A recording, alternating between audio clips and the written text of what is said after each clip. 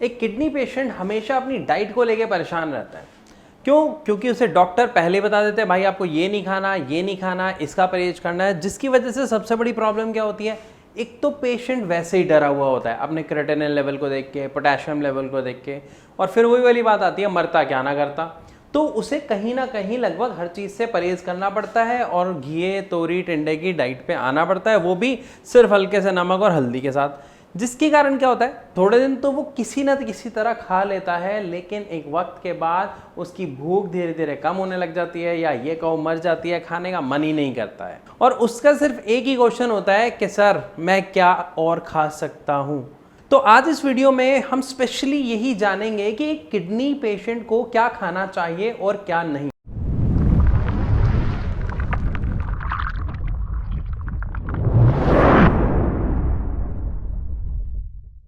तो चलिए सबसे पहले जानते हैं कि किडनी पेशेंट के लिए ब्रेकफास्ट में क्या क्या ऑप्शन होते हैं, वो क्या क्या खा सकता है जिससे उसका जो पोटेशियम लेवल है, क्रेटिनिन लेवल है, जो वेस्ट मटेरियल है वो बॉडी में ना बढ़े और चीज़ें कंट्रोल हो पाए। तो इसमें सबसे पहले आता है दलिया, दूसरा उपमा, तीसरा पोहा।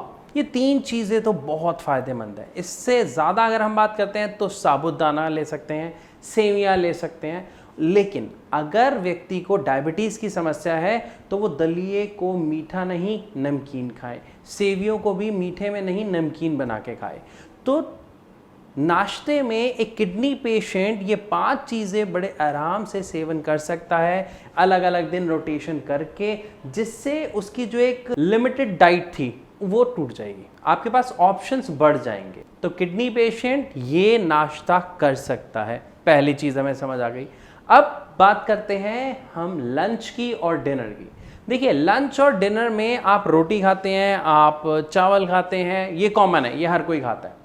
इसके साथ हम कौन सी सब्जी खाते हैं ये बहुत ध्यान देने वाली चीज़ है, क्योंकि किडनी पेशेंट को कौन सी सब्जी खानी है कौन सी नहीं ये उसे समझना बहुत ज़रूरी है।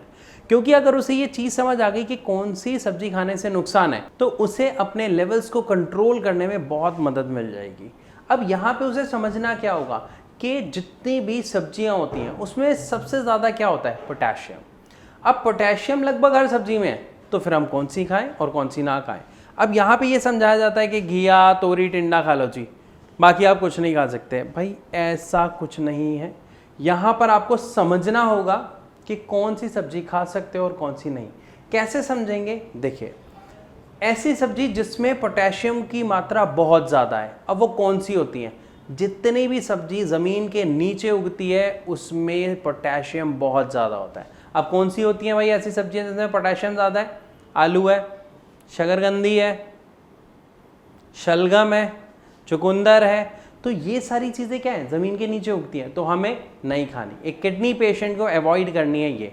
दूसरी, ऐसी सब्जियां जो हरे पत्तेदार हैं, जैसे आपका साग, बथुआ, पालक, मेथी, धनिया, पुदीना, कुछ भी जो हरे पत्तेदार है उनमें भी पोटेशियम बहुत ज़्यादा होता है। तो जब बहुत ज़्यादा पोटेशियम लेंगे तो पोटेशियम ऑलरेडी बढ़ा है, किडनी वर्क नहीं कर रही है, समस्या और बढ़ जाएगी। तो हमें क्या करना है, इन सब्जियों को बिल्कुल छोड़ देना है। अब बात करते हैं, अगर ये भी नहीं खा सकते और ये भी नहीं खा सकते तो भाई साहब सब्जी कौन सी बची है ना? अरे बची है, अभी बताता हूँ। ऐसी सब्जियाँ जो पेड़ पर उगती हैं, जो बेल पर उगती हैं, आप वो खा सकते हो। अब कौन सी होती हैं? मटर, टमाटर, करेला, तोरी, सीताफल, घिया, टिंडा, तोरी। अब ऐसा नहीं है कि पोटेशियम इसमें नहीं है। देखो पोटेशियम मैंने कहा सब में है, लेकिन जो बेल पर उगती हैं, जो पौधों पर उगती हैं, ऐसी सब्जियों में पोटेशियम की मात्रा बहुत कम होती है, जो एक इंसानी शरीर के लिए आवश्यक है, जिसे वो इजीली डाइजेस्ट कर सकता है। इसीलिए एक किडनी पेशेंट को सलाह दी जाती है कि वो इस तरीके का भोजन खाए।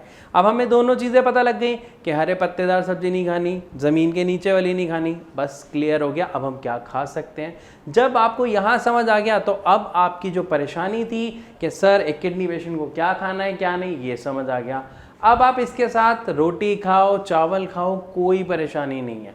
फिर लंच में खाओ या डिनर में खाओ, कोई फ़र्क नहीं पड़ता। अब ये आपको डिसाइड करना है किस दिन क्या डिनर में खाओगे, किस दिन क्या लंच में खाओगे। तो यहाँ पे हमने बात की ब्रेकफास्ट की, लंच की और डिनर की, लेकिन इन तीनों चीज़ों के साथ आपको एक और चीज़ समझनी पड़ेगी कि डाइट से आप अपने लेवल्स को कंट्रोल कर लेंगे, गुड, लेकिन इस समस्या को ठीक कैसे कर सकते हैं? तो पहली चीज़, जिसको किडनी की प्रॉब्लम हो गई वो ठीक नहीं की जा सकती, उसे कंट्रोल किया जा सकता है, उसे मैनेज किया जा सकता है। अब मैनेज कैसे करें? क्योंकि बहुत सारे पेशेंट्स को ये प्रॉब्लम आती है, जब वो एलोपैथ में जाते हैं तो डॉक्टर सीधा हाथ खड़ा कर देते हैं, वो साफ कहते हैं जी डायलिसिस ऑप्शन है या आप किडनी ट्रांसप्लांट करा लो।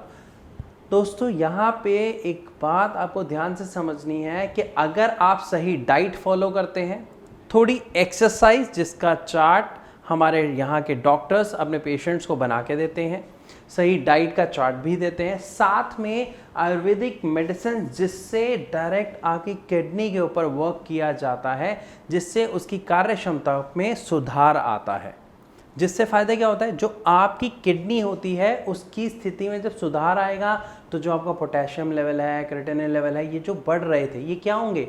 ये कंट्रोल में आ जाएंगे, ये कम हो जाएंगे, क्योंकि अभी तक जो किडनी की फंक्शनैलिटी है वो ठीक नहीं हो रही ना, उसकी जो कार्य क्षमता है वो कम हो गई है, इसीलिए ये सारी चीज़ें बढ़ रही हैं। लेकिन अगर किडनी की कार्य क्षमता को बढ़ाया जाए, उसके ऊपर वर्क किया जाए, तो क्या होगा? ये सारी चीज़ें ऑटोमेटिकली धीरे धीरे अंडर कंट्रोल आ जाएंगी।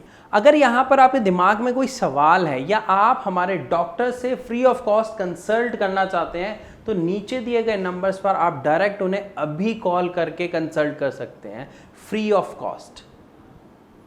हमारी डॉक्टर्स की पूरी टीम बैठी है जो आपकी मदद के लिए हमेशा तैयार रहती है। या फिर आप चाहें तो एक छोटा सा काम कर सकते हैं, आप इन नंबर्स पर अपनी रिपोर्ट शेयर कर सकते हैं, हमारे डॉक्टर्स आपकी रिपोर्ट को स्टडी करेंगे और खुद आपको कॉल करेंगे।